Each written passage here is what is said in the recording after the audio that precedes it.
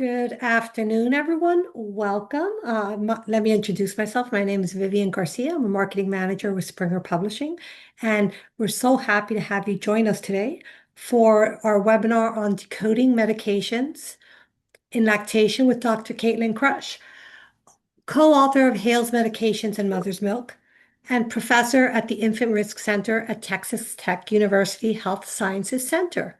So before we get started, I want to mention that this webinar will be recorded. If you miss any portion of the presentation, you'll be able to find the video on springerpub.com about 5 to 7 days after the event. And then if you have any questions as you're listening in on the webinar, please type them into the Q&A box on your Zoom control panel. We will make sure to send them to Dr. Krutsch and the Infant Risk Center. In addition, this is a fun thing, and I'll put it in the chat, and we'll have a slide at the end on this. We're accepting baby photo submissions for a chance to be featured on the next cover of Hale's Medication and Mother's Milk. So we'll ask you to please submit your photos. Oh, I see a heart flying. I love it. And look for instructions in the chat box. So that said, without further ado, we will turn the time over to Dr. Krutsch. Thank you for joining us today, Kaytlin. We really appreciate it. All right. Hi. I love being here. I love having the chance to talk to everybody and to hear the questions that you're asking. I think it's just such a fun thing to be able to listen and learn from you so that we can do our work better. So, as she mentioned, this is the last cover of the book, and I know I've mentioned it before, but this is my little guy right here. He's 3 now. And so I don't have a new baby for the new edition of the book. And I've got a couple of nephews on there, but well, our kids are getting older, and we still want to give the focus to the moms and the babies that they're having. So I'm really excited to hear or to see the pictures that people submit. So I think that's going to be a fun thing. Before we get started with a couple of questions, there are a few things that are in the news, or just I think on everybody's minds that I want to mention. And the first is AI, because I think that we're all finding probably ways to build AI into our lives. And on one hand, it's absolutely fascinating and cool, and really like, wow, what, like, I feel like this is what my great grandparents probably thought about cars or something, but man, the things that it can do and the things that I can make it do are really cool. That said, it's not it's not been great about lactation pharmacology evidence, and the reason for that is because the way that artificial intelligence works and the way that it answers questions, if you've ever asked it to do math before, it's a language model. It's not a math model. So right now, our language models actually do a really bad job at math. And the way that artificial intelligence and the language models work is it takes what is already out there, what exists, what information is in all different places, and then it kind of like packages it in a really nice, it can say things really well, and it can tell you things that you didn't know. However, whenever the data that it is pulling from isn't great data, it can't give you good answers, even though it might be pretty confident in its answer. And so that's what I'm really worried about with AI and lactation pharmacology. I do think that there are ways to use it well in this, but we're not there yet. So just be cautious, because I know that people are using it to, especially moms, if you just get onto Google and Google's AI is going to give you an answer about a medication, you just have to take that with a grain of salt, probably more than one grain, because it will regurgitate what information is already out there. And we all know, the kinds of things that people say. So if we want to protect them, then we'll have to help them find the information that is of a little bit better quality. So another thing that's in the news is, I don't know if you've seen this in the New Yorker. So I put the link on here, and it's a pretty long article, but it's called "Did a Celebrated Researcher Obscure a Baby's Poisoning?" And I really recommend that you read this. This came out last week. This came out last week in the New Yorker. This is medications and milk in the front headlines, really. And this is the case of codeine. And we've talked about it even on one of these webinars a few sessions ago about how risky is codeine for breastfeeding because there is an FDA warning, and what is that based on? And the original publication that it was based on has been retracted from 2 out of the 3 journals, and some of the follow-up case reports that were submitted by the same group were also retracted. But if you want to read about the whole story, I sent this to one of my friends at the FDA, and I said, hey, you just might want to like check this out, see what you think. And I don't know any of the people that this was about or the researchers that did it. I do know Dr. Jerling, the toxicologist who kind of brought it out to light. He'd told me the story before, and the FDA friend that I have just sent me a message back being like, "Wow, this is a combination of like science, reading a scientific journal and also watching like TMZ." So it's if you're in breastfeeding and you deal with medications, it's a pretty interesting read. I really, think it's worth a little bit of your time. But just to kind of go over what we think about codeine, it's really probably not as risky as people say. But the reality is codeine isn't a great drug. It's not one of my go-to opioids because it doesn't work well for a lot of people because of its pharmacogenetic differences. And so just because of that, like I don't recommend that people take codeine just because I don't think codeine works very well, not because it's a risk for breastfeeding more than any other opioid is. I also want to point out, last time when we were on this session, I talked about creatine, except someone pointed out to me that I was calling it creatinine, and they aren't the same thing. They are kind of similar. The molecules I have here, if you've been in organic chemistry at all, you might actually see how this ring just got opened up. So creatine is just an open ring and creatinine is not. The thing is, this is a peptide that people use as a supplement. And this is something that pharmacists talk about all the time with creatinine clearance. And so sorry about that. It was just a slip on my part. Creatinine is part of my pharmacist world. So that's all that was. And now we can get on to the actual good questions that you guys sent in. And I got some really good ones and different ones this time. So I'm really excited to talk about some things that I haven't talked about before. And the first is, what's the difference in the quantity of medication that passes through the umbilical cord to the infant compared to breastfeeding? And I think that this is such a good question because people get them confused all the time. I'm on a bunch of committees for pregnancy and lactation, and people have a tendency to like we understand there's a difference between pregnancy and lactation, but whenever it comes down to it, people just like forget. I don't understand. Like making milk and building a baby, very different things. However, we talk about pregnancy and lactation together all the time. So this is what happens when a baby is in utero. So you've got your fetus here. This is the umbilical cord, and the umbilical cord is where all of the blood flow, is happening to and from the placenta. And then the placenta is highly vascular, right? So all of these blood vessels right here. So you have the infant's blood vessels. That's infant blood in the placenta. Maternal blood and fetal blood never mix. They're right next to each other. And that's what this is at the placenta. So you have fetal circulation right next to maternal circulation. And so those drugs are going back and forth across that membrane directly. Now, some things can't get across, some things can, some things get transported, just like what we talk about in the mammary epithelium. But the thing is, this membrane itself is pretty similar to what we see in the blood-brain barrier or in the lactocyte barrier there, or in the gastrointestinal tract. So if you want to think about this as the maternal plasma, that's just like the liquid part of the blood, compared to the fetal plasma, you've got them right next up to each other. The only thing that's between those is that epithelial barrier of the placenta. But if you talk about breastfeeding, so you've got the maternal plasma, and then instead of the fetus's blood supply here, that's the milk. So the drug can get transported across that barrier into the milk. And then you have, in some ways, control over how much milk actually goes to the baby. So you can control that. That's like a valve that you can turn up and down based on, milk supply, or, if you want to, withhold milk for a certain level because you know that there's going to be a lot of drug there. That's when we have control over that. But then, this is the baby once it's born. You have the infant. So if you think about this being the infant's blood supply, you don't just dump the milk and the drug in the milk directly into the infant blood supply. They eat it, right? So they eat it, and then it has to be absorbed across that second barrier. And that's even if it makes it past like the digestion, because whenever you eat things, they get digested and then they get absorbed.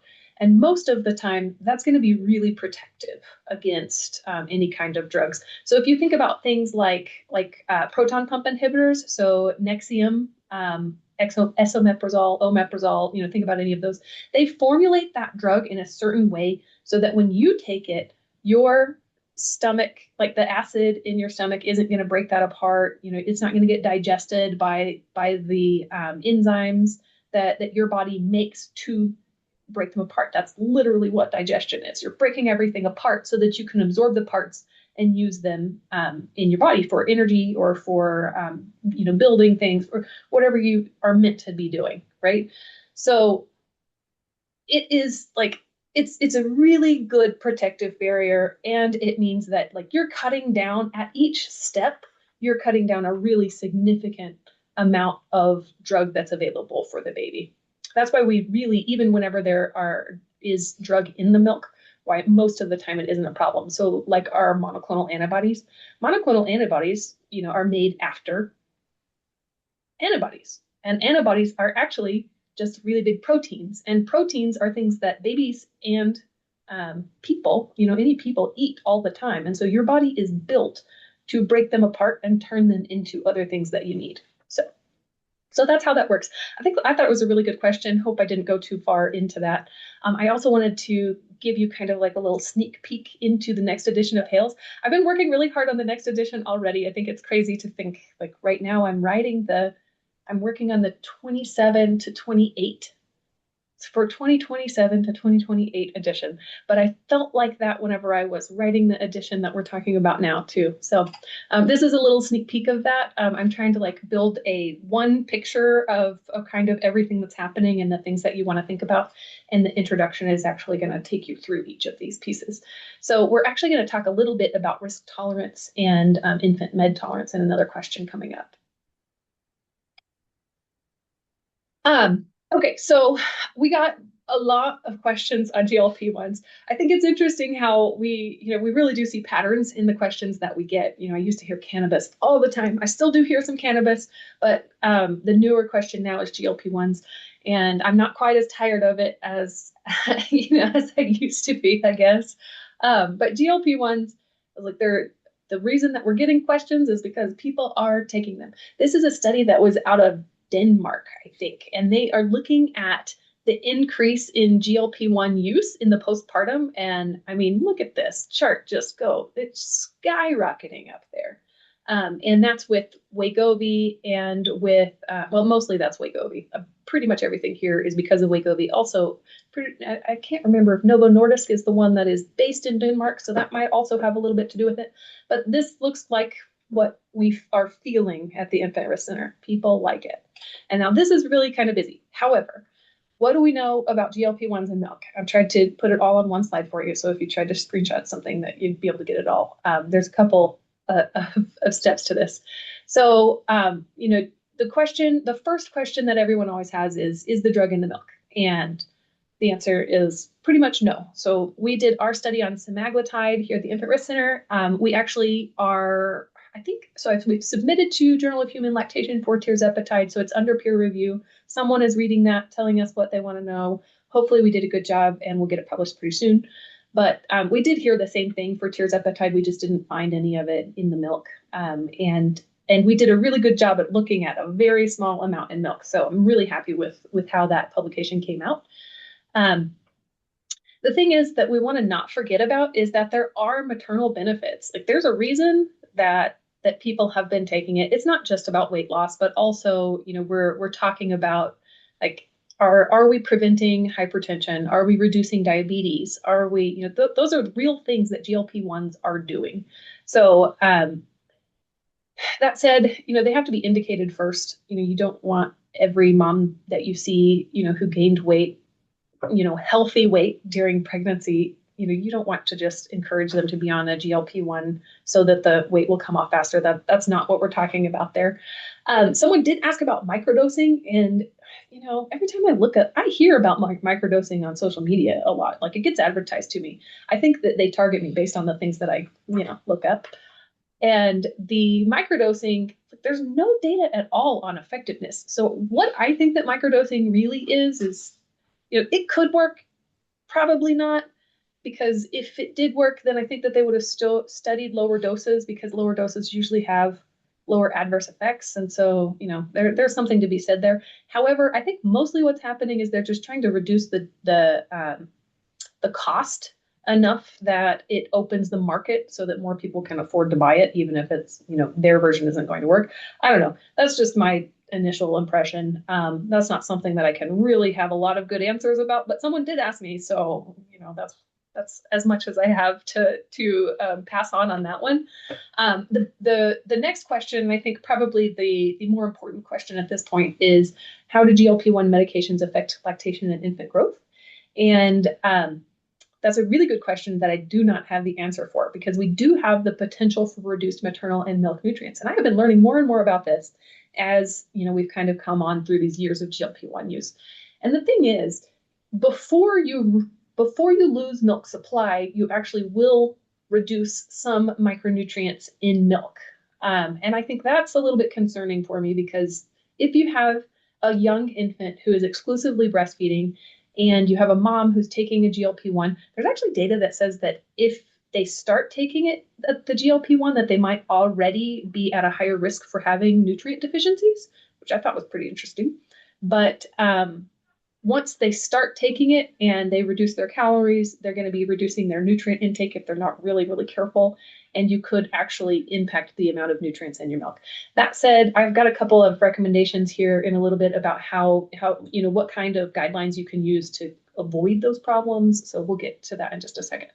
And we got a question about when a pregnant woman should discontinue GLP-1s and should tapering techniques be used. This is a little bit outside of where I'm really comfortable answering questions. It is not recommended to use GLP-1s during pregnancy. The recommendation is to stop 2 months before you get pregnant. However, a lot of people have been getting pregnant because they thought they were infertile, and then they're taking their GLP-1, they get pregnant, and then, we're really fearful, okay, what's going to happen next? And what's been happening in those cases is that it's not as bad as we feared that it would be, that we haven't seen any really overt, like, malformations or like fetal defects, anything like that. So that's good to hear. And I still don't think it's a great idea, but it's probably not as bad as we feared that it might be. And I don't think that the tapering is required. I think people normally taper off of GLP-1s just to prevent the weight rebound, like the rebound in weight gain from coming back quite so quickly. I'm not sure about adverse effects. I tried to ask around to see if anybody had heard about this before, and we didn't really find any kind of conclusive information that said that it was necessary. There is information about people who are taking GLP-1s and recommendations about their diet and trying to make sure that they're getting the nutrients that they need. And so, this is a good article if you're working with a dietitian or something like that. Maybe they can work through that with you. It's a long read. I'll tell you that much. And this is kind of what we were saying about the. Oh gosh, I think I covered up some of my recommendations. Sorry about that. This is the outcomes from the pregnancy whenever you use GLP-1s in pregnancy. So this is a GLP-1, and you can see over here, we are not crossing this dotted line. So that's typically going to tell us that this is a real signal instead of something that's not statistically significant. So this was the fear, is that we were going to have this, but we really haven't been seeing too much. So the recommendations I think that I have for people who are taking GLP-1s and breastfeeding is, I'd love to see them working with a nutritionist at the same time, a registered dietitian. I really think that it would be a good idea for them. There's a lot of different ways to meet calories per day, and you have nutrient dense foods, and you have foods that don't give you any nutrition at all. And you these moms that are breastfeeding, breastfeeding is so energy intense that you need to make sure that they're not going below 1,800 calories per day so that they really are able to get the amount of nutrients that they need. And so, whenever you actually have the patients on it, make sure they're drinking enough water so that they can continue to produce milk because, a lot of times they'll lose some thirst too. And whenever they're eating, try and recommend that they eat the nutrient dense foods first. So eat their protein first so that if they get full, they've already, gotten the majority of the nutrients that they were going to get from that meal that they can eat it out of that. I definitely think these moms need to be taking multivitamins. The babies need to be taking multivitamins because those are going to be the things that are going to get impacted first. I'd really prefer if moms wait until babies are eating supplementary, complementary foods because if they are regularly consuming foods that have nutrients in them, then they don't have to rely on mom's milk for all of the nutrients. And so that kind of just gives you a little more wiggle room as far as the baby getting the nutrients that they need. And if for any reason it was started earlier than that, just make sure the pediatrician is on board and that the mom is being really cautious about her nutritional status. Okay, we've got 9 minutes left. I feel like I haven't answered that many questions, so I have a couple more. But before we get there, I do want to also mention I've been seeing this in the news a lot about, or maybe it's just again on social media, all of these weight loss pills or that kind of thing. Beware of compounded meds. You don't always know what's in them. There are good compounding pharmacists. There are reliable places to go to, but there are also some bad players and there are people that are just trying to make money here. So I just wanted to show you like this. I got advertised the Hims and Hers pill, the weight loss pill. And I was like, I don't even know what this is. Like, is this a GLP-1 pill? They do have one of those now on the market. No, I had to look pretty hard. And what I found was that most of the time it was just like metformin, bupropion, and naloxone or naltrexone. So just keep in mind, like whenever you're using compounded stuff, you're not it's just not as easy to tell what's going on there. And just don't forget that the oral Wegovy, even though what we were talking about is the injectable GLP-1s, and those don't have a lot of absorption or anything like that, but the oral Wegovy has that different mechanism for getting absorbed. And the company won't tell me what data they have that the FDA has now said that this is not safe for breastfeeding, and they won't tell me. And I am very curious about it because I think that they're going to use it for other drugs. So I'm hoping that I'll figure that out someday, hopefully before the next edition of the book is released. Okay, someone sent us a question about how it would be incredibly valuable as a milk bank feeding very premature babies if you could include mention of whether very low or extremely low birth weight premature babies would be more at risk from certain medications than bigger babies. And I wish that I had like a good, like clear cut answer of how to address this. And the reality is, I don't always have the answers that I want. I'm working on a case report right now where, I think the baby got exposed to some drug in milk, and the adverse effects that the baby are having are not things that we hear about in adults. This is a drug that's never been studied in pediatrics, and so that's kind of what we have to deal with. Is whenever you're looking at a premature baby whose organs are not as developed as what even a term infant would be, where that actual individual baby is at and what they look like in front of you as the clinician is so much more useful to informing those questions than what I can tell you most of the time about, what I think is safe or not. Because when it comes to the drugs, a lot of times we just don't know. And so what I like to say is, it's always about a risk benefit balance, right? And so the risks are probably greater in premature babies. However, the benefits are also greater. And so that's even harder for the clinician that, you really want those babies to have the protection that human milk offers. And, how do you say, okay, well, is this risk acceptable? And it really has to be personalized. Now, that said, kind of one of the things that I do here with the nurses at the Infant Risk Center is whenever they're uncomfortable with things, I say, okay, what's a dilution ratio that we could feel really comfortable with, that the medication in the milk would almost always not be of concern, because I would really love it if we could get like 20% of this baby's diet to be mom's own milk, and to have the antibodies actually, like customized for the environment that the mom is making for them. So that's kind of normally the place that I start and say, okay, if you get 20%, so that's 1 to 4, 1 part mom's milk, 4 parts donor milk, that's pretty unlikely in almost all cases to present any kind of risk. And if you start at that place and see how the baby does, the one thing about premature babies is that they have really good monitoring. And so if you can monitor them and you know what the drugs in the milk are, and you can say, okay, can I hedge, make sure that they, yes, are getting mom's milk, and I can watch, their blood pressure or their urine output, or, that kind of thing. That's I think a pretty good place to start. We got a question about what medications are safe for the common cold. And I do think this is one of the most common questions that probably y'all have to deal with, and that we have to deal with too here at the Infant Risk Center. And I just wanted to remind you that we have this resource on the Infant Risk website.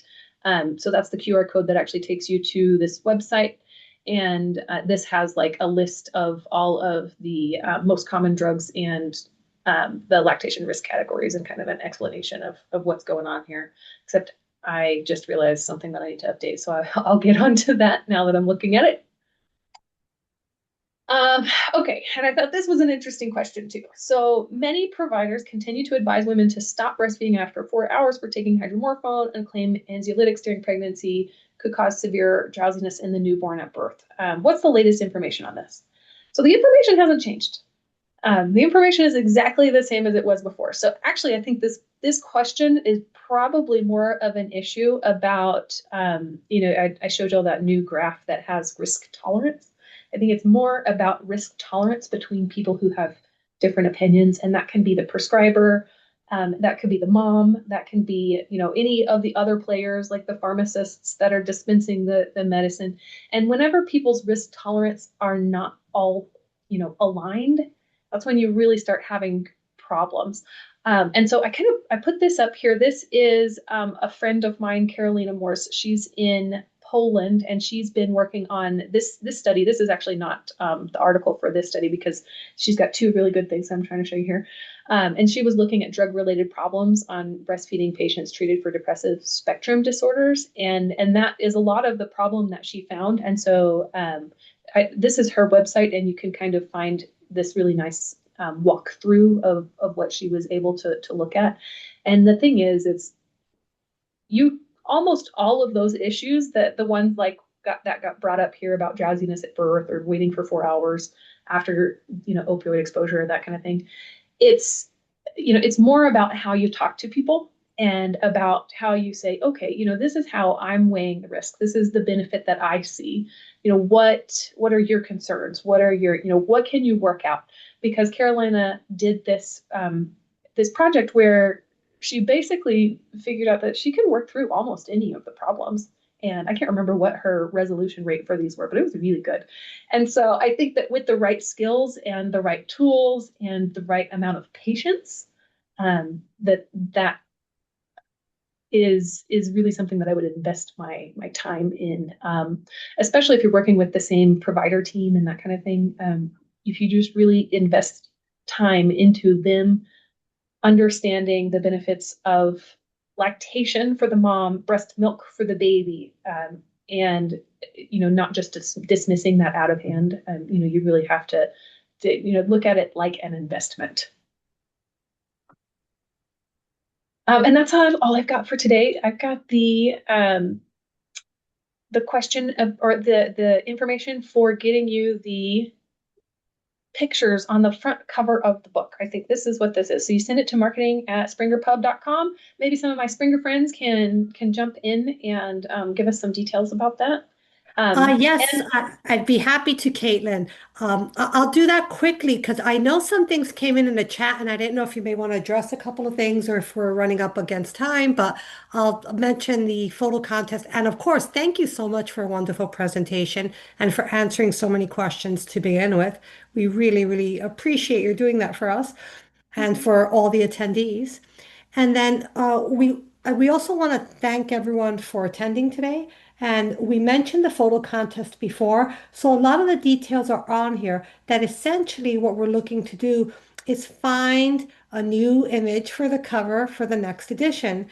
And I had cut and paste some information, but I'm going to cut and paste it again because I know some folks came in on the later end.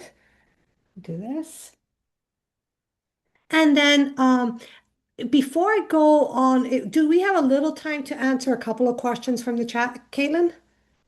Or are we a little tight? uh, I can no, I can stay on. It's not a problem. I just didn't want to shut off the presentation until people had a chance to get the information. But I can go through now and look Oh, at okay, some of the great. questions that came Because in. I just figured some of the things were relevant to what you were mentioning earlier. One's a comment, which is that microdosing can help with mitigating side effects when it comes to GLPs. Yes. And the one question is to confirm Wegovy injection is safe while breastfeeding, but oral Wegovy pill is not safe while breastfeeding. Right. So the any of the injectable GLP-1s I think are probably all going to behave about the same. And so the injectables, the reason that they're injected is because they are not very well orally absorbed. And so that's what we're seeing is the drug in the milk is not the problem. The changes to the diet, those can be a problem. If you start with low doses and you have, an older infant, I'm not opposed to that. I don't think that is going to be too much trouble as long as they're able to actually, keep eating. Sometimes you see people start on these meds and like they just quit eating. And so you're actually seeing cases of nutrient deficiencies in the actual patient that's taking the drug. So that makes me concerned. But in those cases where like especially they're on lower doses, they're still eating, and it's helping them, it's fine. But the oral version it's called SNAC. I can't remember what it stands for, but it basically makes that the same molecule that they inject that's not orally absorbed. It makes it to where you can absorb it. But to me, like probably what's happening is it's changing the way that a lot of things are absorbed and not just the drug. It's whatever's there at the moment. And so that does sound like something that could be a problem and that it could get into milk. And I haven't tested that in our lab, and they definitely know more about it than I do. And I also just don't think that's fair. They should, whenever we ask them questions, they should answer it. But, I'm just one person. So Well, we have an easy request, which is, would you mind showing the slide with the information on cold medications again, please? So I'm going to make a note of that. And while you're pulling that up, there's a question that came in asking about concerns impact of detox products in lactation and milk donation, such as lipoic acid based. I realize as a supplement, it is hard, impossible to evaluate, but if a milk donor has taken this, how to decide on a deferral period. Ah, that's really hard because whenever we talk about deferral periods, we're normally talking about like half-lives. How many half-lives are we waiting of the drug, or not just the drug, but of the longest acting metabolite? And so, I don't have that. That said, there can be normally with supplements, one of the bigger concerns is that, you don't always know what's in it, right? There are different things in like heavy metals that are a part of a lot of processing of supplements and that kind of thing. I actually, oh gosh, um, can you see my screen right now? Not yet. Okay, hold on. I was trying to pull up that other Yeah, I'm slide. sorry. I asked you a question while you're trying to do something else. Sorry about I was that. trying to pull up this slide. Let me find it. What was it? It was the cough and The cold cold one. medication slide? Right. Okay. And I've got the Yeah. QR code, except I don't think that you can see my screen. I've got it in the whole show so I can share it again. How about I just pop it in the chat? Yeah, that's fine. Good. I think that would Okay. be helpful. All right. All right. And now, what was the other question I was answering? You were answering the question about, I think you may have addressed it already, about the impact of detox products in lactation and Oh, donation. yeah.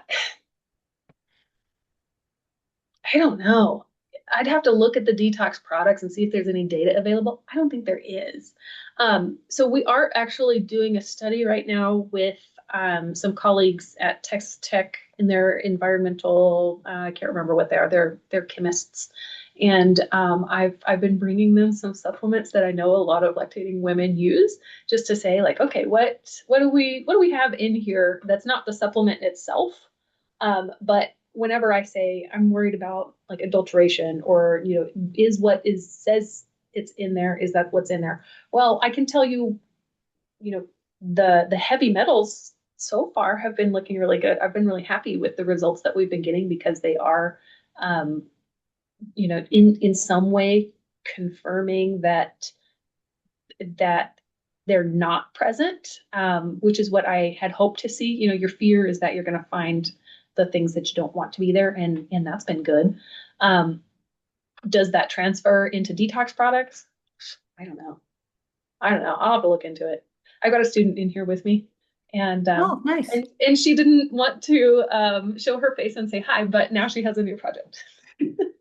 Excellent. Okay. The other question that came in was about if how much an epidural at delivery reaches a baby might affect the milk. Um,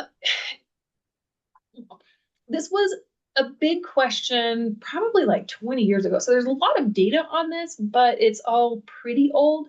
And in the end, there wasn't enough drug to be of concern from what I remember. And at the same time, so you're clearing the drug at the same time that you are moving, through the phases of lactogenesis, right?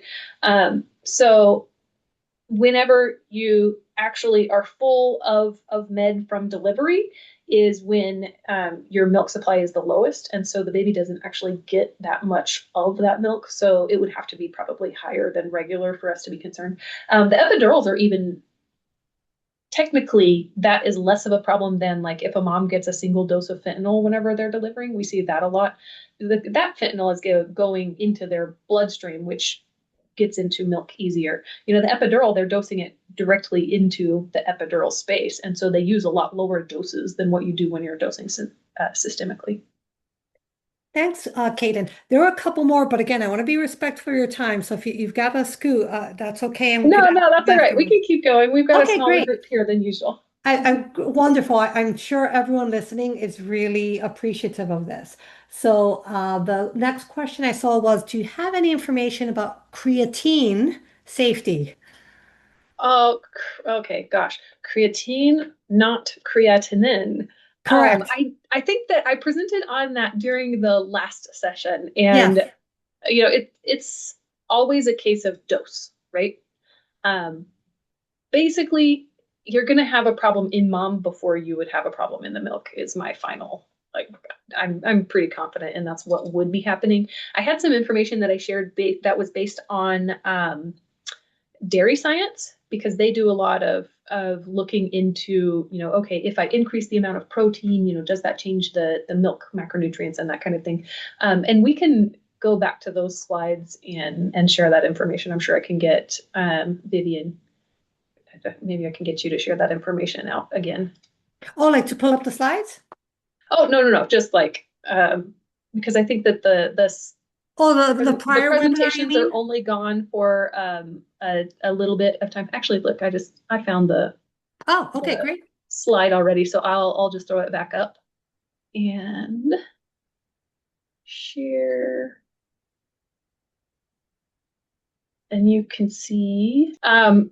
So whenever you're seeing moms have really big doses, they're going to have GI disturbances, and that's going to be the real issue. But like I said, in dairy animals, increase in creatine did not alter major nutrient composition, so it's not something that I'm terribly worried about on the baby side. If you do have a baby with impaired renal function, possibly having excessive, the metabolite, the breakdown of it in the milk could possibly be dehydration, but that's just kind of speculation. I think the bigger thing is whenever you have these like pre or post workout, the caffeine in there is going to hit you faster than what the creatine would. Gosh, I want to say creatinine so bad. So Excellent. Okay. And then the other question, I think this was the last one I saw come in. Do you have information on I think hydroxyzine, low dose 25 hydroxyzine. Okay. milligrams? Um, I don't have a lot of information on any of the old antihistamines. So diphenhydramine, hydroxyzine, both of those are ones that I think they're used fairly commonly in breastfeeding women. I would love to have milk samples of anyone taking either one of those medicines. Anytime I get a mom that agrees to do diphenhydramine, they fall asleep, and that's kind of the problem that we have with these, so that I can't get their milk samples because they're sleeping. And it a lot of times that's actually what they're using them for these days is hydroxyzine, as an anxiolytic instead of as an antihistamine or to help with sleep. Um, I, I don't think that it's an issue. I don't have a lot of data to support that. I know that people a lot of times try and take antihistamines to try and dry up milk supply. I don't think, I have suspicions about that too. I disagree. I don't think that there are any cholinergic receptors in the breast that could actually impact. We also had a case at the Infant Risk Center. It's probably been over 6 months now of a mom who overdosed on diphenhydramine. I think that she took like 25 tablets of, I don't remember if it was 25 or 50 milligrams, and she was still producing milk. So, that's the kind of thing that if it was going to produce milk and you took a lot of it I would think that that would turn off your milk supply, and it didn't. So I really don't think that that's what's going to be an issue either. It's more about the sedation, and as always, if mom is sedated, baby is more at risk for being sedated via milk. But her capacity to care for the infant is probably a greater issue. Like, if you're just if you take diphenhydramine and it puts you to sleep, that's going to be harder to care for an infant that way. So, Kaytlin, I'm going to ask you if you could put your slide back up to give us attendees some information about the book, the subscription information for Hale's Oh yeah. Meds. And Oh, I yeah. actually just put it in the chat, but I will reiterate it. If you're Mhm. interested in purchasing a copy of the print book for Hale's Medications and Mother's Milk 2025-2026, you will receive a 25% discount using the code webinar25 at checkout. And there's even a QR code you could scan if you'd be interested. And if you're interested in bulk purchases, you could contact Susan McElwain at smcElwain@springerpub.com, or you could call her directly. So that's just information if anyone's interested in the print, online, or the app version of Hale's Medication and Mother's Milk. We did have a few more questions come in, but we are coming up on like 12:45. So what we could do is for everyone to ask a question after the fact, we will make a note of those and email you with responses and direct you to resources. Does that sound good? And I'll turn my camera back on. I forgot I hadn't turned it back on, but I wanted to thank everyone for joining us today, and especially thank you, Kaytlin, for this wonderful presentation, going above and beyond and answering all these extra questions that have popped in.